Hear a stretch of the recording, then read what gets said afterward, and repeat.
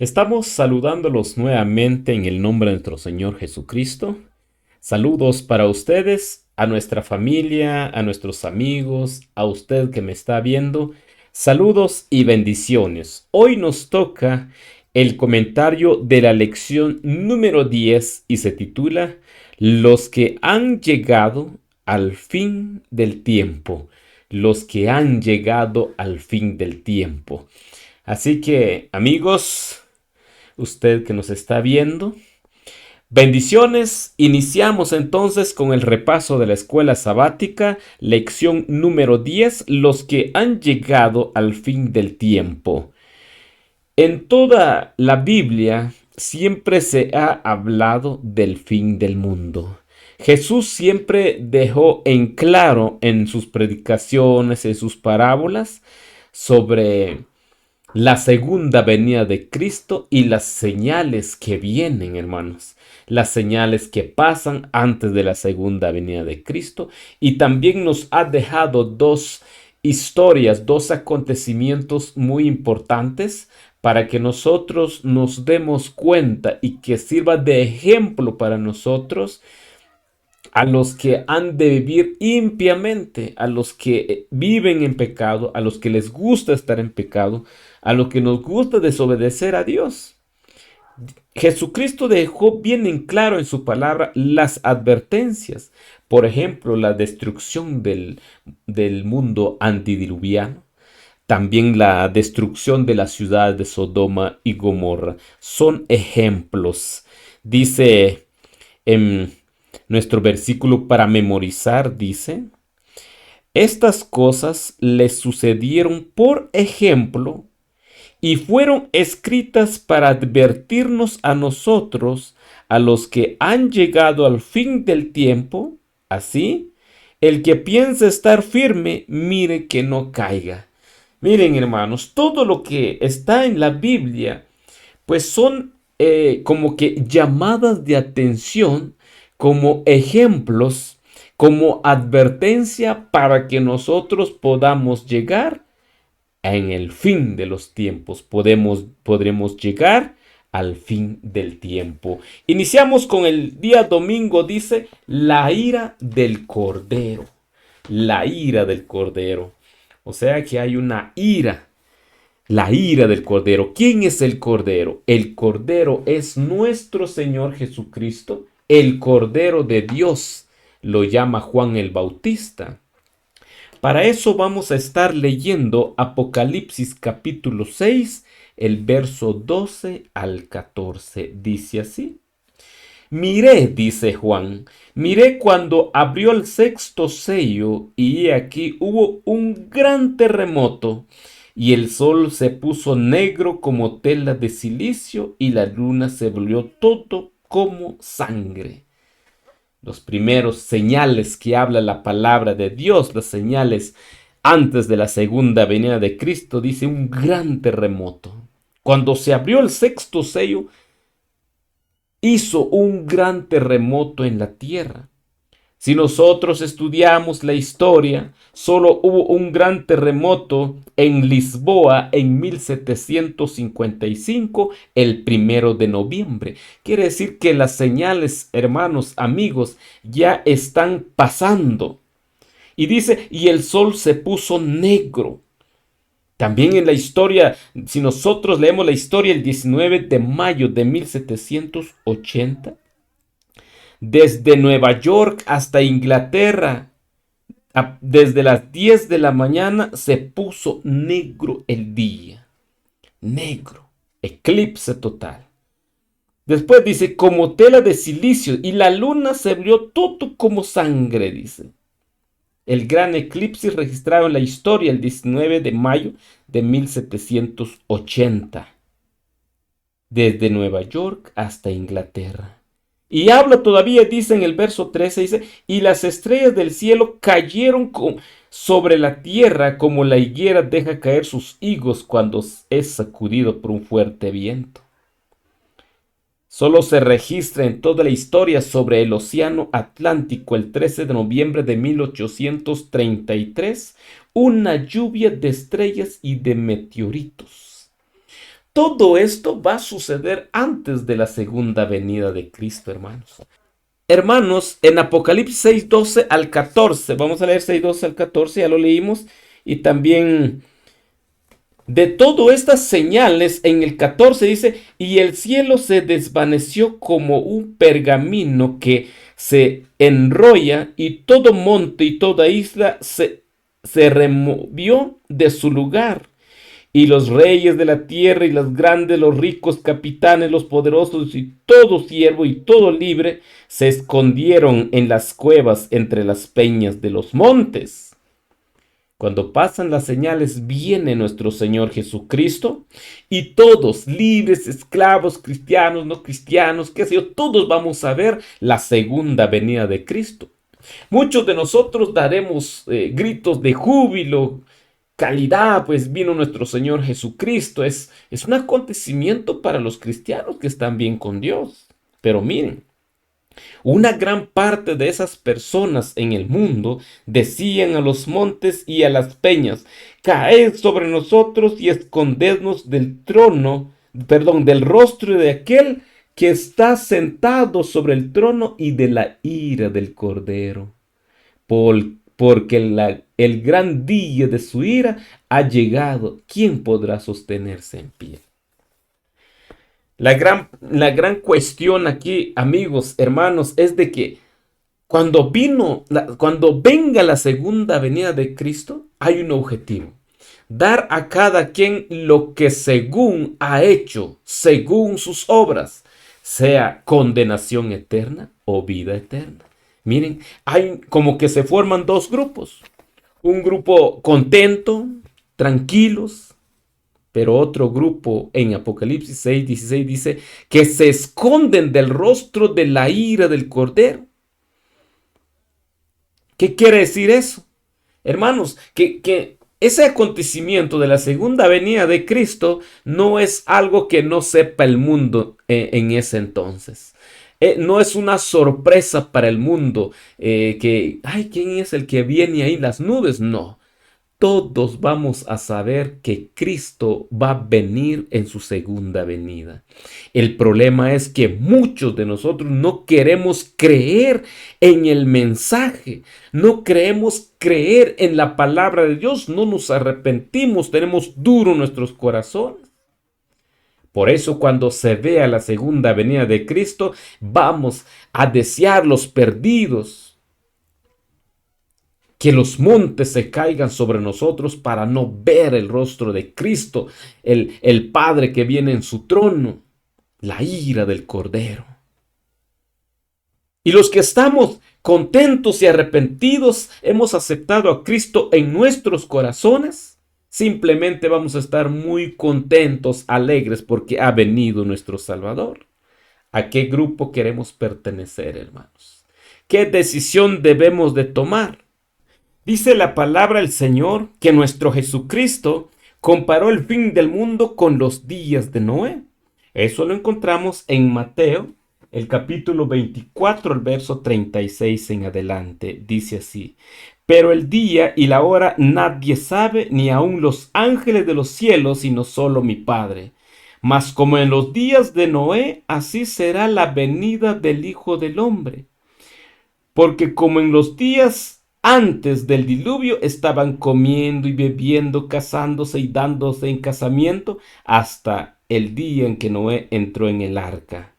Y no entendieron hasta que vino el diluvio y se los llevó a todos. Así será también la venida del Hijo del Hombre. Miren, hermanos, hay algo muy importante. Antes del diluvio, todos estaban como si nada, contentos, alegres, estaban tranquilos, estaban en su vida cotidiana, unos trabajando, otros casándose, otros en fiesta, otros en sus negocios, todo normal. Pero miren, hermanos, que cómo fue el mundo antediluviano, que no hicieron caso a la predicación, a las advertencias de Noé. Noé predicó y advirtió al mundo antediluviano por 120 años, predicando el mensaje de arrepentimiento, predicando un mensaje de aceptación a la salvación y fue construyendo el arca para que todos se salvasen. Miren, pero hubo un gran problema. Es que ellos no le pusieron atención a las predicaciones, a los mensajes de Noé. No le pusieron atención, lo ignoraron, no quisieron aceptar, no quisieron obedecer, no quisieron oír la palabra de Dios. Intencionalmente ellos no quisieron nada con el mensaje de Noé.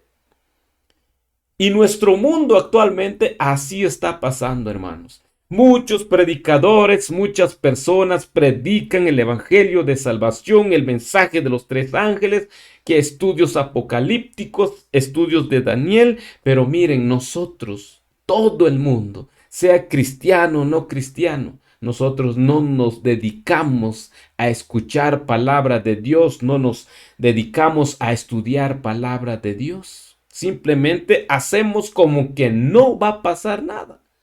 Pero como en los días de Noé, así será la segunda venida de Cristo. Cuando Noé entró, se cerró la puerta de la gracia, vino el diluvio. Y así será en la segunda venida de nuestro Señor Jesucristo. Se va a predicar el evangelio a todo el mundo. Muchas de las personas van a desobedecer, no van a querer escuchar, pero también unos pocos se salvarán. ¿Cuántas personas se salvaron con Noé? ¿Cuántas personas? Solo Noé y su familia. Después de predicar 120 años, Noé solo se salvó él y su familia. Gran ejemplo para nosotros.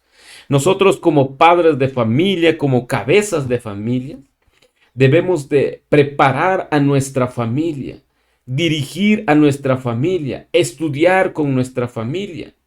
Y no solo eso, sino que también debemos de orar con ellos, enseñar a nuestros hijos a que estudien, a que leen, a que oren. Miren, en este siglo se está predicando. Y así como Noé preparó a su familia, sigamos el ejemplo. Estemos nosotros preparados también, como dijo nuestro Señor Jesucristo, que tenemos que estar preparados. Así como las 10 vírgenes. 5 insensatas y 5 preparadas. Entonces debemos de seguir ese ejemplo. Preparó a su familia, a su hogar y se preparó él personalmente, hermanos. Noé construyó el arca. Hoy en nuestro mundo, hermanos, hay muchas iglesias. El arca significa la iglesia. Hay muchas iglesias. Lamentablemente, muchos de nosotros no seguimos, no vamos a la iglesia, nos quedamos por algún problemita o algo, nos quedamos y debemos de seguir en el arca. Pero un arca dirigida por Dios, así como Dios dirigió la construcción del arca y la dirección del arca en medio de la tormenta, también nosotros debemos de estar en la iglesia dirigida por Dios por medio de su Santo Espíritu en el cumplimiento de su palabra y de sus mandamientos. No vamos a seguir iglesias con fábulas humanas o costumbres o tradiciones, sino la palabra de Dios que sea utilizada correctamente. El día lunes dice la evangelización de Noé. Ya hablamos de eso. ¿Cuánto tiempo habló Noé?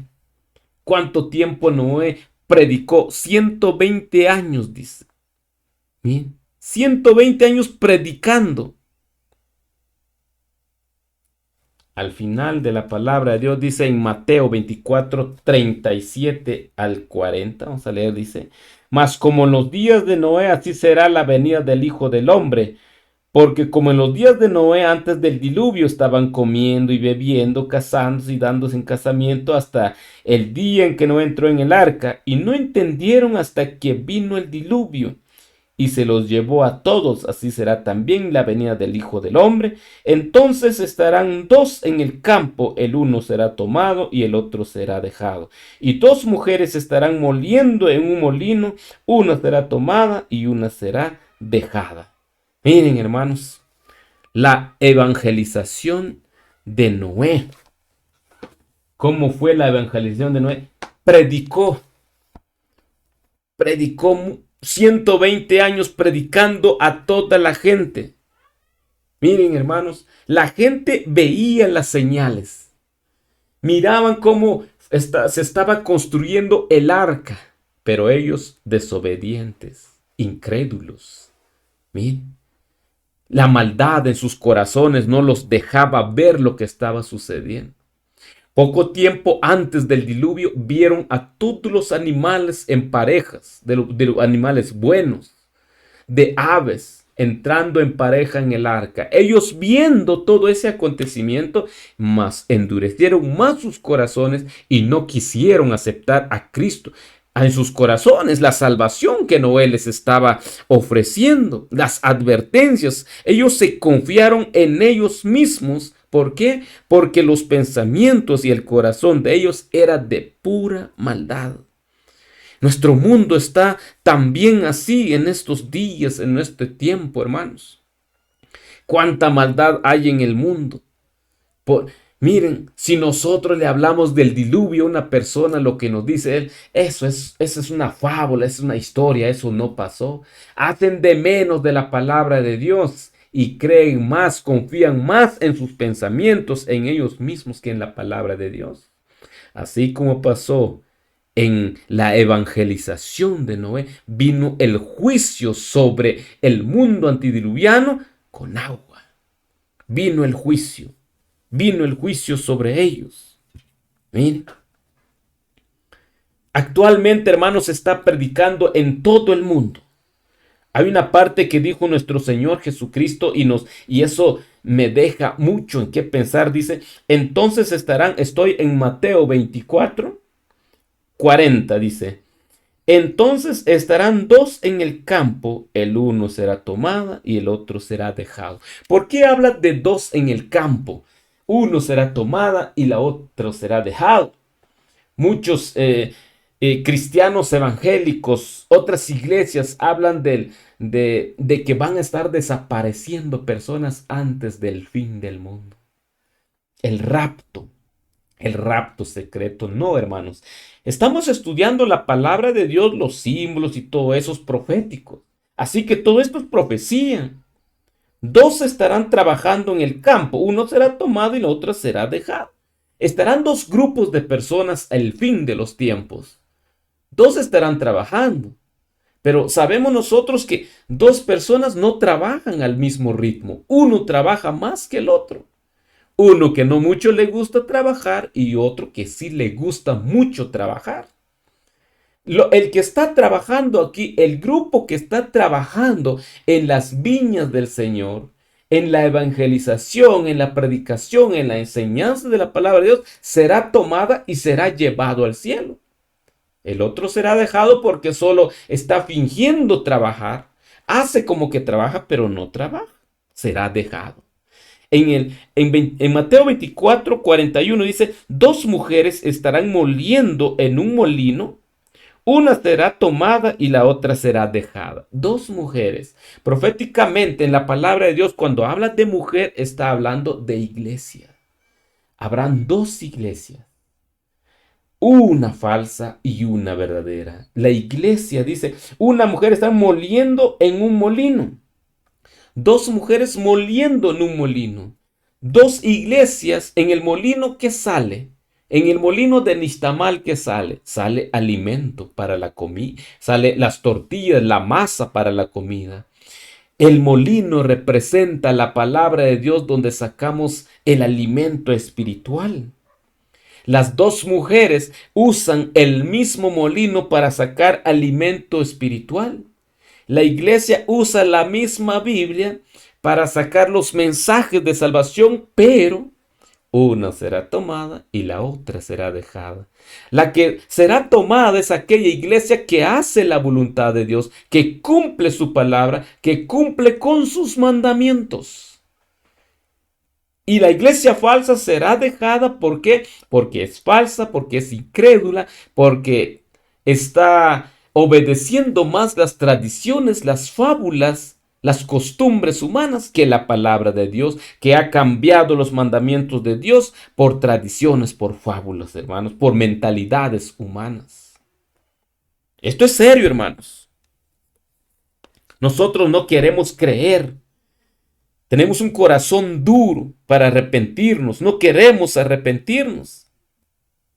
Hay muchas iglesias que no hacen la voluntad de Dios. Al contrario, desobedecen a Dios en su palabra, en sus mandamientos. Muchos dicen que los mandamientos ya no existen, que ya no es válido. Esa es la mentalidad de ellos, como el mundo antidiluviano. Se creían en sí mismos, confiaban en ellos mismos. Pero la palabra de Dios dice que todo eso permanece para siempre. El día martes dice, la historia de Sodoma y Gomorra son ejemplos, hermanos. ¿Cómo eran las personas en Sodoma y Gomorra? Por eso es que hermanos, pues pasó lo que pasó. ¿Cómo eran esas personas que estaban viviendo en esa época? Lo encontramos en Judas 7. Judas 7 dice, como Sodoma y Gomorra y las ciudades vecinas, las cuales de la misma manera que aquellos, habiendo fornicado e ido en pos de vicios contra la naturaleza, practicaban vicios en contra de la naturaleza, la homosexualidad, fueron puestas por ejemplo, dice, sufriendo el castigo del fuego eterno. Miren, hermanos, por toda la maldad que se estaba haciendo en Sodoma y Gomorra, vino el juicio, el castigo de fuego eterno sobre ellos. Y esto es ejemplo para nosotros. Si nosotros decidimos vivir impiamente, tengamos mucho cuidado, hermanos. ¿Por qué? Porque hay un juicio. No solo lo que pasó en Sodoma y Gomorra, sino que también hay un juicio que viene, hermanos. Ya estamos en un juicio y nosotros seguimos como si nada con nuestras vidas. Segunda de Pedro 2, 4 al 6 vamos a leer. Dice así. Porque si Dios no perdonó a los ángeles que pecaron, sino que arrojándolo al infierno, los entregó a prisiones de oscuridad para ser reservado al juicio. Hay un juicio reservado para todos los que pecamos, para todos los que vivimos inadecuadamente delante de nuestro Señor Jesucristo, delante de nuestro Dios. Y si no perdonó el mundo antiguo, está hablando de, dice, y si no perdonó al mundo antiguo, sino que guardó a Noé, dice, pregonero de justicia, con otras 7 personas, trayendo el diluvio sobre el mundo de los impíos. Los ángeles caídos, hay un juicio que los espera. Hay un juicio. También el mundo antidiluviano, por vivir como ellos querían, sin la dirección de Dios, sin obedecer a Dios, que ellos se confiaban a sí mismos, sus corazones y pensamientos eran inclinados al mal, también les vino un juicio. Y si condenó por, dice, segunda de Pedro 2:6, dice, y si condenó por destrucción a la ciudad de Sodoma y Gomorra, reduciendo a ceniza y poniéndolos por ejemplo los que habían de vivir impiamente. Tengamos cuidado, hermanos. El mundo antediluviano, Sodoma y Gomorra, eran personas incrédulas, inmorales. Vivían en una ciudad desordenada socialmente, con corazones perversos, vicios contra la naturaleza, eran soberbios, cometían abominación, desobedecían a Dios, cometían actos deshonrosos. Así está nuestro mundo actualmente, hermanos. Usted prende las noticias y va a ver cómo está el mundo. La homosexualidad. Se habla como que cualquier tema bien bonito, los aplaudan y todo eso, va contra la naturaleza. Tengamos cuidado, hermanos. Miren, nosotros tenemos un corazón perverso, vicios. Vivimos en una sociedad desordenada, sin temor a Dios, sin amar al prójimo. Estamos viviendo lo mismo que en la época de Noé y de Sodoma y Gomorra. Tengamos cuidado. 2 ejemplos que dejó nuestro Señor Jesucristo. En la Biblia está escrita, si nosotros no nos preparamos, no nos arrepentimos, vamos a estar cayendo en el juicio. como le pasó a Sodoma y Gomorra. Por eso debemos de creer en Dios y ver las señales en qué momento estamos viviendo. Las señales indican el fin del mundo. Tener un corazón humilde, arrepentido y sobre todo obediente al Señor. Miren toda esta gente. Hoy en la actualidad se está cometiendo mucho adulterio espiritual. Las iglesias, en vez de predicar realmente lo que dice la palabra de Dios, predican de fábulas, de historias, de cosas que no son bíblicas. Y lo peor es que hay dirigentes que les enseñan mal a su comunidad espiritual. Y esa gente les creen sus mentiras porque Satanás los tiene vendados. Se está cometiendo mucho adulterio espiritual con la palabra de Dios. No, ya no hacen Hay cuántas iglesias, miles de iglesias en el mundo, pero ya no hacen la voluntad de Dios en el cumplimiento de su palabra y en el cumplimiento de sus mandamientos, hermanos. Ejemplo nos dejó nuestro Dios en la Biblia a Sodoma y a Gomorra por vivir impiamente. Todo eso. Llegaron los dos ángeles. Cuando llegaron los dos ángeles, mucho cuidado. Los mensajes estaban llegando hasta el fin. Cuando salió Lot, vino el juicio. Tengamos cuidado. La última oportunidad lo tenemos. La puerta de la gracia ahora todavía está abierta. Abramos nuestro corazón al Espíritu Santo ¿para qué, hermanos? Para que pueda transformarnos para la honra y gloria de Dios. Porque nuestro juez, hermanos, es un juez justo. El juez de toda la tierra es justo y hace todo con justicia. Él no actúa sin antes tener sin antes de haber llamado a las personas al arrepentimiento. Vamos a buscar Génesis 18, 17. ¿Qué nos dice Génesis 18, 17? Y Jehová dijo, encubriré, dice, antes, miren hermanos, desde el 16 voy a leer.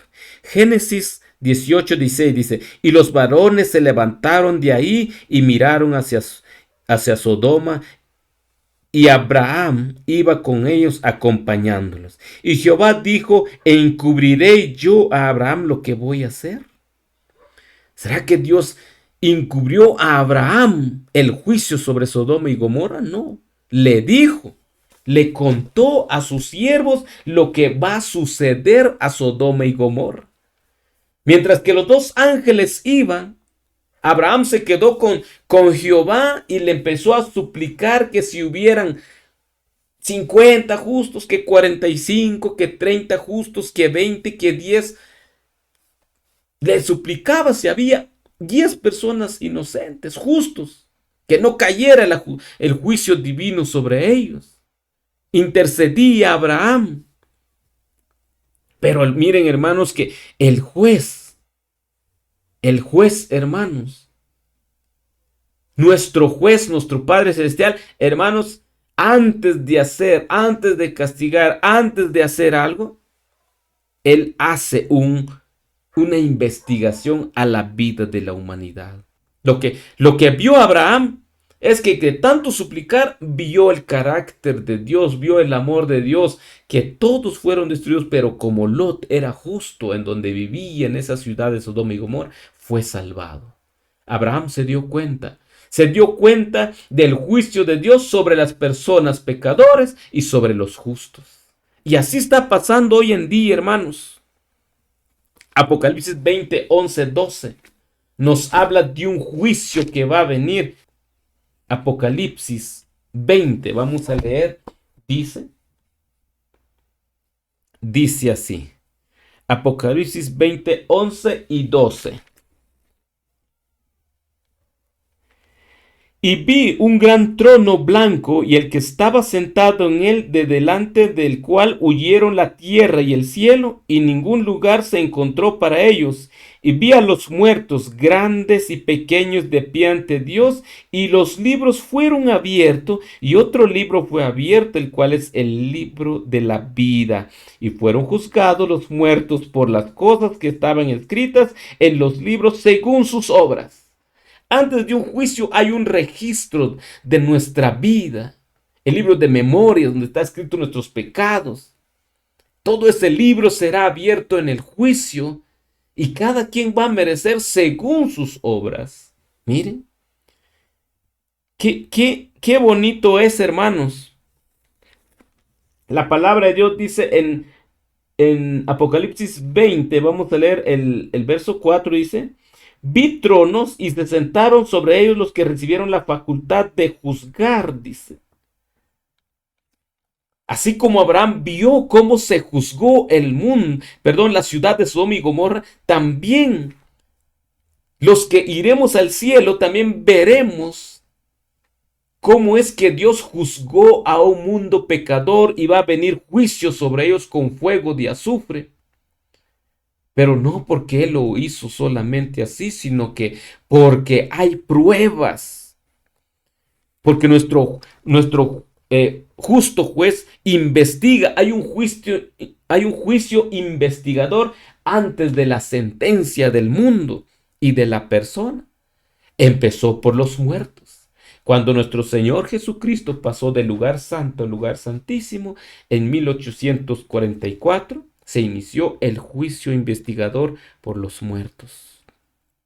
Jehová castiga al desobediente y salva al justo. Por 1000 años, dice. Nosotros por 1000 años estaremos viendo cómo se juzga, viendo en los libros de la palabra, en los libros en el cielo, las razones por las cuales una persona fue condenada o fue salvada. Hermanos, tenemos que hacer mucha memoria nosotros por los pecados que hemos cometido. Pidamos perdón a Dios, pidamos el perdón de nuestros pecados, arrepintámonos, saquemos este corazón duro que tenemos y pidamos a Dios que toque nuestros corazones. En el cielo vamos a ver muchas personas que llegan y otras personas que no van a llegar. Pero nosotros estaremos viendo un juicio justo con un juez justo. El día jueves dice: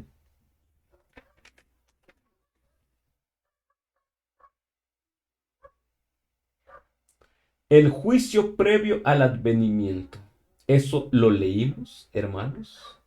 Así que nosotros vamos a leer el libro de Daniel.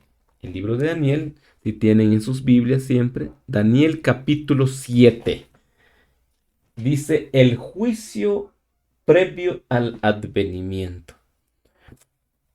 Daniel 7, 9 y 10 vamos a leer. Dice así: estuve mirando hasta que fueron puestos tronos y se sentó un anciano de días cuyo vestido era blanco como la nieve y el pelo de su cabeza como lana limpia. Su trono llama de fuego y sus ruedas del mismo fuego ardiente. Nuestro Padre Celestial vio Daniel.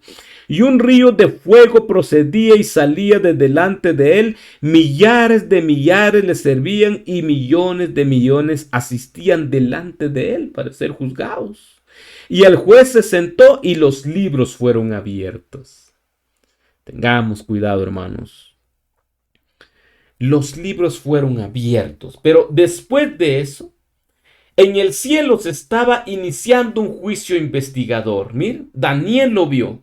Daniel vio que en el cielo inició un juicio investigador. Vino nuestro Padre Celestial, se sentó y los libros fueron abiertos. Pero en la tierra estábamos como si nada, estábamos casándonos, dándonos en casamiento, estábamos felices, haciendo fiesta, trabajando, haciendo dinero. Pero en el cielo ya inició un juicio investigador. Así como en el mundo antidiluviano, así está pasando ahora. En la tierra como si nada. Daniel 7, 13 y 14. Vamos a leer, dice: miraba yo en la visión de la noche, y he aquí con las nubes del cielo venía uno como Hijo de hombre, nuestro Señor Jesucristo, que vino hasta el anciano de días y le hicieron acercarse delante de él y le fue dado dominio, gloria y reino para que todos los pueblos, naciones y lenguas le sirvieren. Su dominio es dominio eterno que nunca pasará y su reino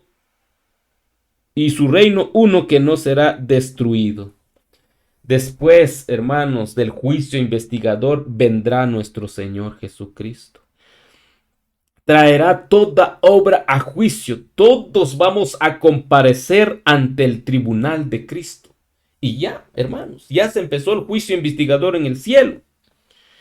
Y dice, y los libros serán abiertos. Cada quien tiene su vida en ese libro, detalle con detalle. Por eso debemos de arrepentirnos.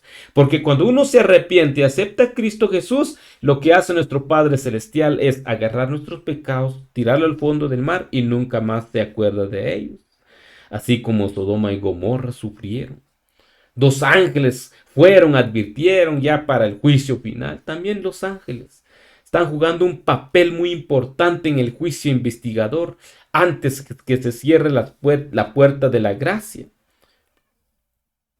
Por eso tenemos un ángel guardián nosotros que nos protege, porque apunta todo lo que hacemos y lo informa en el cielo. Por eso, hermanos, nosotros debemos de ser una luz brillante para el mundo, una luz diferente, una luz como ejemplo. Prediquemos, evangelicemos, pero más con nuestro ejemplo, para que otras personas se salven, hermanos. Porque el juicio ya inició y cuando venga Cristo dará fin a todos los reinos en la tierra. Él será un reino, tendrá un reino sobre la tierra y nunca será destruido ese reino. Tengamos cuidado, hermanos. La puerta de la gracia está abierta todavía. Hay que arrepentirnos, hay que buscar la salvación. Si nosotros ya estamos perdonados, porque salvados no estamos, estamos perdonados solamente, llevemos palabra de salvación a otras personas como lo hizo Noé, principalmente a nuestra familia. Ayudemos a nuestra familia porque, hermanos, imagínense, uno se salva y su familia. ¿Qué pasará con sus hijos? Así que prediquemos, trabajemos, luchemos por nuestra familia y luchemos por el vecino, por la ciudad donde estamos predicando el Evangelio. Que Dios los bendiga. Hasta la próxima. Bendiciones.